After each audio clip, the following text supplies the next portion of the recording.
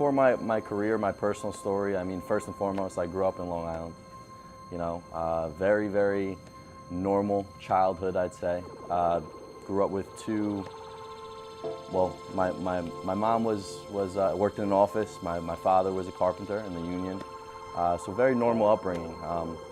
And I'd say 4 to 5 years ago, lowest point in my life, which I think is a common theme before somebody's success. There's usually dark times, right? And I hit a bottom.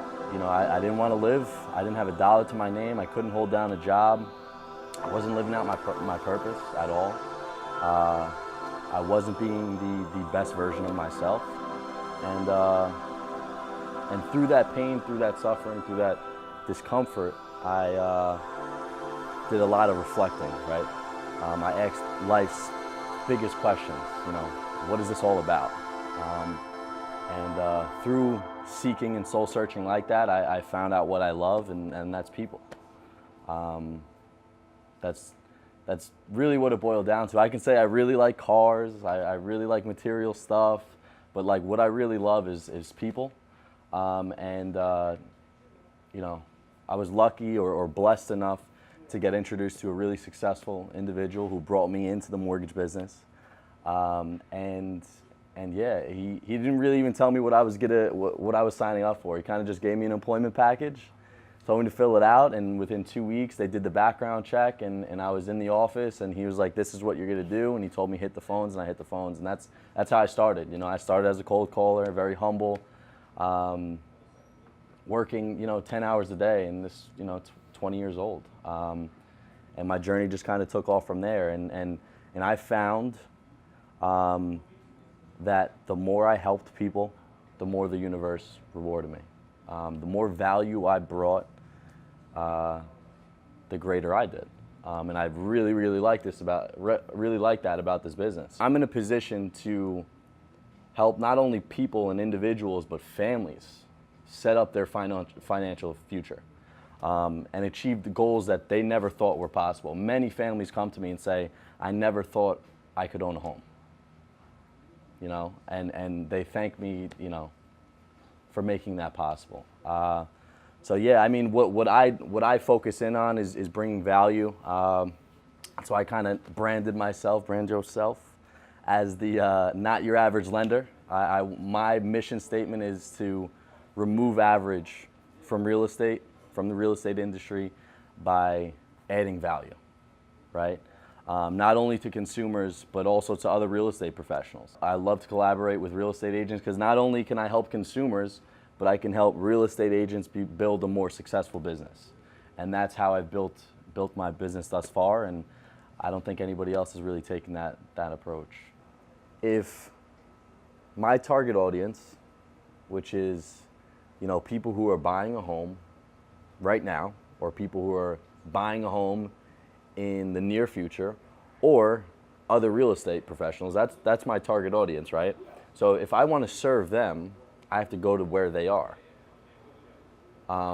Now, if you look at the state of the internet, and this isn't like, you know, my thought. This isn't an original thought. But if you look at the state of the internet, I'd say 90, and these aren't exact statistics, I'm not a social media guru, but 90% or 10% of the time, if you're on the internet, you're like Googling something, right?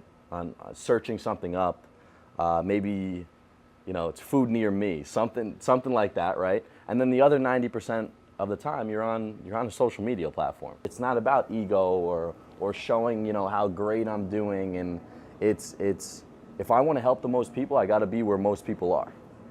And that's social media. So that's why, you know, I decided to come down here, make the investment, because I'm passionate about serving, again, removing the average from real estate, you know? And branding and marketing goes a long way with that. In order to be the best, you have to learn from the best. So I want to be around the best. I've always been blessed to, like, whatever I was pursuing at that time in my life, I was connected with the right individual. And sometimes the right individuals are right in front of you. You don't have to go far, right? So I was, you know, I met some guys that, you know, I come up marketing, you know, and I don't get paid to say this, but that took me under their wing and is really teaching me the ins and outs of social media. The market doesn't lie. Look at Blockbuster. Who was it replaced by? Netflix. Look at Toys R Us, arguably Amazon, right? So the biggest people in their industry were taken out by lack of innovation. And it's sad to say that 98% of people in my industry aren't doing anything on social media. The other 2%, 1% is doing it incorrectly. The other 1% is doing it, average. There is no substitute to hard work. Absolutely. Like, everybody tries to sell a secret of success. I've never met any successful individual who has achieved success without really, really deserving it. Also, I think another big lesson was you have to truly care. It's mind-blowing how the competition or my competition doesn't care. You're just a file number. You're just the last name that goes on a manila folder. And when you truly care, everything else, your morals, your code of ethic, your fiber reflects that in everything you do. Whether it's, some people won't answer the call at 9 p.m., but because I truly care, I'll answer the call, right? Some people don't really care if you know the process and know every single detail. But because I care, I'll take the time to explain everything to you. And I tend to over-communicate, and I tell all my clients that, I hope you don't, I always tell them, I hope you don't mind, I tend to over-communicate. And every single time is, I really don't mind, that's what I need. That's what so-and-so didn't give me. And I think there's a big curtain in my industry, and I like to pull back the curtain. I have a client who was drowning in debt. Literally was making minimum payments on $40,000 in credit card debt while paying his mortgage, still paying his mortgage, while taking care of a family of three younger children. And because I took the time and because I cared, right, I was able to help him through that, keep his mortgage payment within the same of what he was already paying, but paying off all of his credit card debt. So a refinance, a debt consolidation. Because I took the time to educate him on everything and he felt comfortable with me, he referred me to his parents, who were going through the same exact situation. Same story, drowning in debt, minimum payments, because when you make a minimum payment on a credit card, you're not paying off any principal. It's all going to the credit card company. And you're not even getting out of the hole. You're just really getting by. And this is what a lot of America is going through right now. So did the same exact thing for his parents, right? Months down the line, he goes, listen, me and my wife got a new job. We're making X amount of dollars now, more than what they were making. I think we want a bigger house. We want a better school district for our kids.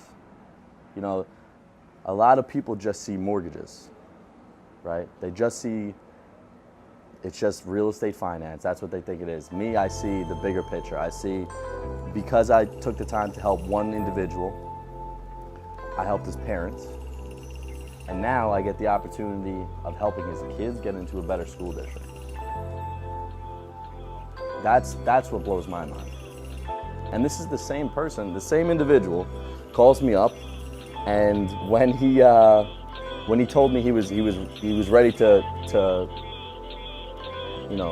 get a bigger house or upgrade, he said, Eric, to be honest, and don't take this personal, I really hate this industry. I think it's sketchy.